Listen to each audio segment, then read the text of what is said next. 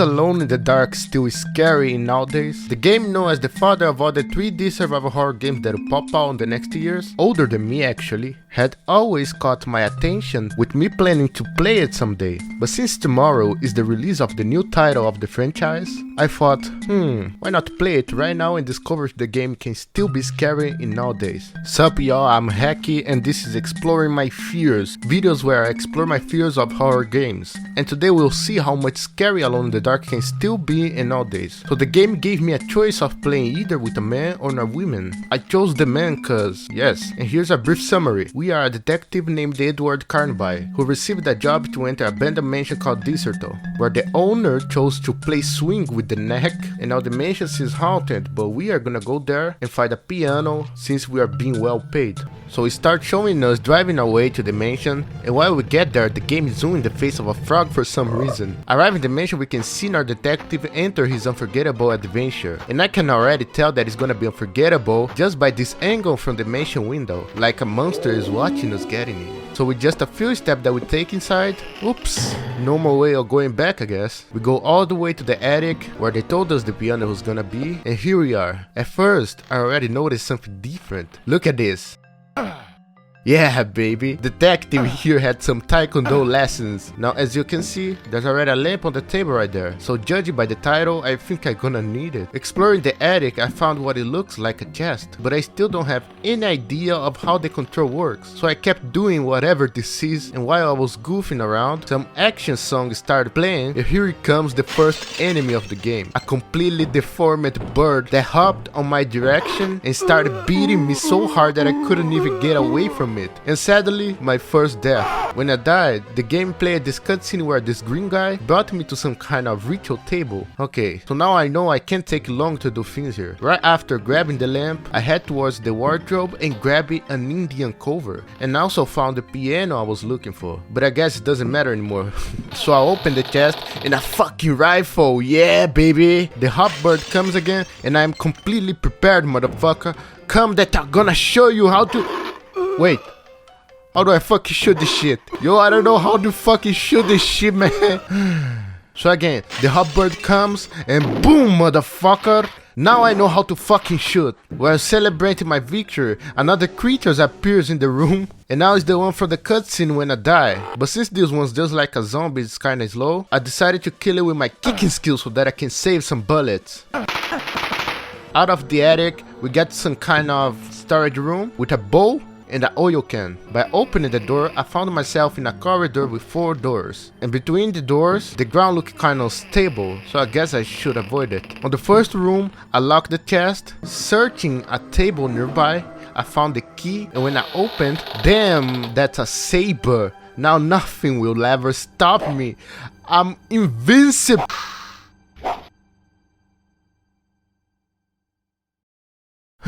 By opening the door to leave the room, so since my saber broke, I guess I'll take him down with the kicks again. And here I exploited an ultra technique.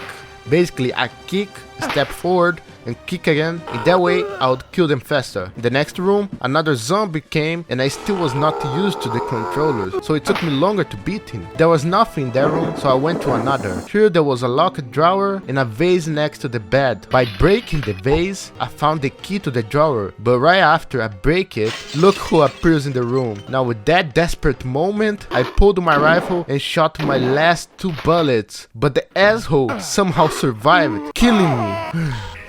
Once again in this room, but now with some extra bullets that I managed to save, I desperately ran to the corridor and killed the bird with 2 shots. Now, why didn't it kill on the first time? I have no fucking idea, man. Since we are here, I already went to the last room, which happened to be a bathroom. Inside the cabinet, I found a medikit. Now going back to the corridor, I went to the door that led downstairs, and there were 2 demons blocking the stairs. I tried shooting, throwing everything that I had, but they were just invincible. So I went back to the rooms to see if I forgot something, and yes, I forgot to open the drawer which had 2 mirrors in it. And it already came to my mind to put the mirrors in the statues next to the demons. Doing it killed both, opening my way downstairs. When I got down, the big door instantly closed, and when I tried interacting with the armor, it tried to slaughter me. So it's better not mess with it. Going to the left, there was a door and a way to the first floor. First, I went to the first floor, entering a kitchen, found a key and a knife. In the room, there was a door on the corner, leading to a small room with something black on the ground and an oil can. In the black thing, I found a shoes box, and opening it, we got this baby Magnum. The next room was this big dining room with 4 sleepy zombies and 1 awake. As time passed, the zombies would wake up and I died trying to fight them all.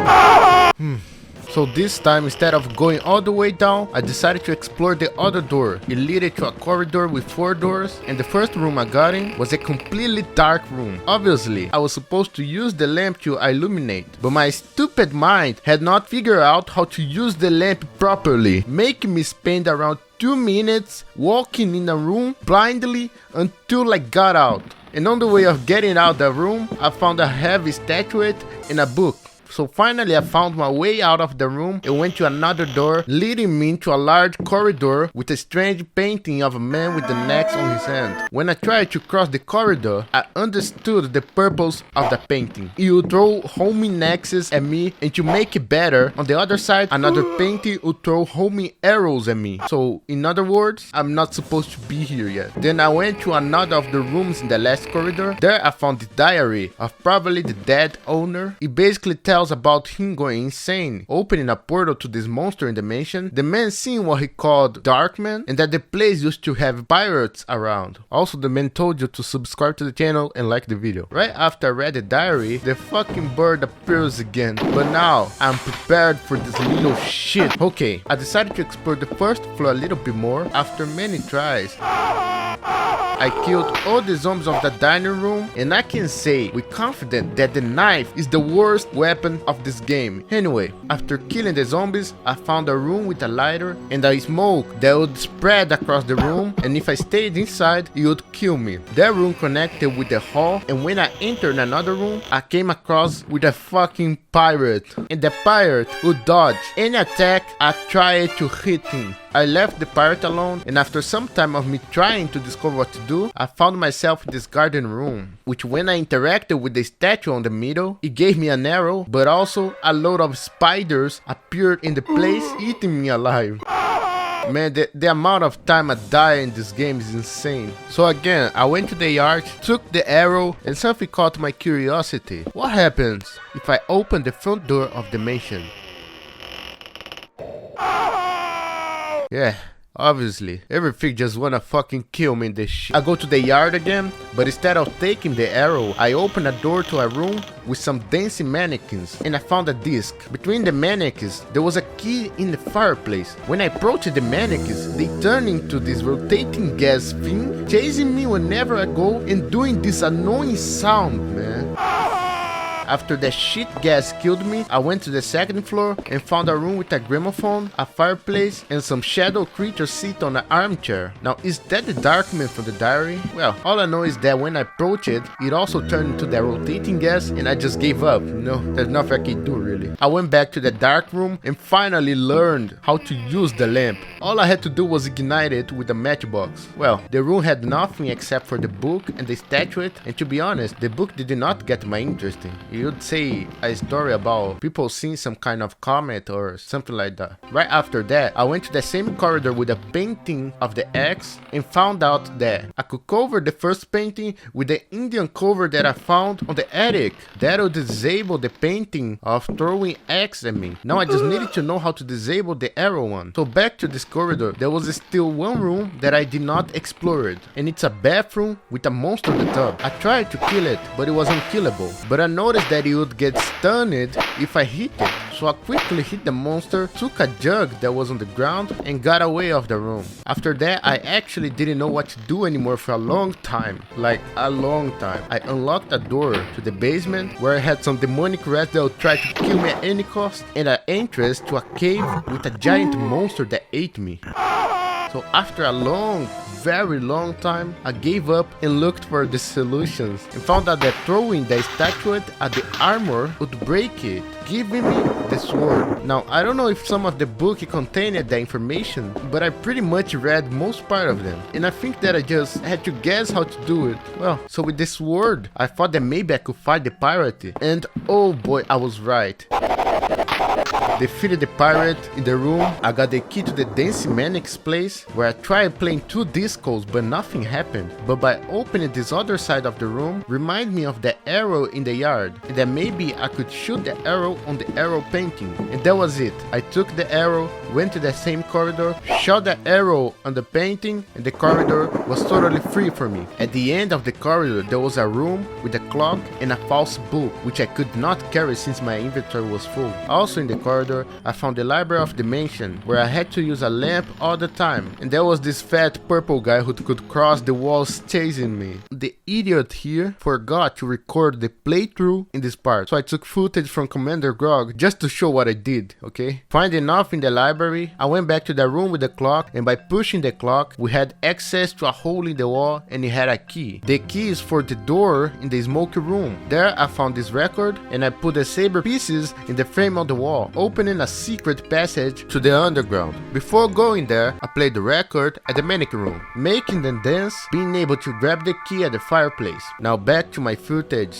With the false book in the clock room, I could open a secret room at the library. In the room, I got this talisman, a lot of daggers, and a paper saying that one of the daggers could kill the creature called Vagabond. I also found this book in Latin that when I read, I just died. Once again, I took the daggers and tested on the purple guy at the library, and to my surprise, he worked. He killed the purple guy. Now finally, I'll go even deeper in the mansion with the passage I opened back then. Since I lost the footage of when I came here for the first time, you're gonna see me succeeding at first. The passage led me to the cave where I found the giant worm. I had to lure it to one of the tunnels so that I could pass through him and get to this lake cave where a human-like fish monster would chase me on the water. And just a detail, if I happened to fall on the water, my lamp and my rifle would not work anymore. So I jumped this first fake bridge, killed a whatever thing this is, came to this place where I had to jump from pillar to pillar, crossed a lot of bridges to open a chest with the key from the mannequins. Inside the chest, there was a gem, and just right ahead, I had to deal with a dark maze where at the end I had a wall that by inserting the gem, it opened. Now this is a trick part. A giant tree is in the middle of the lake that obviously have a creature chasing me,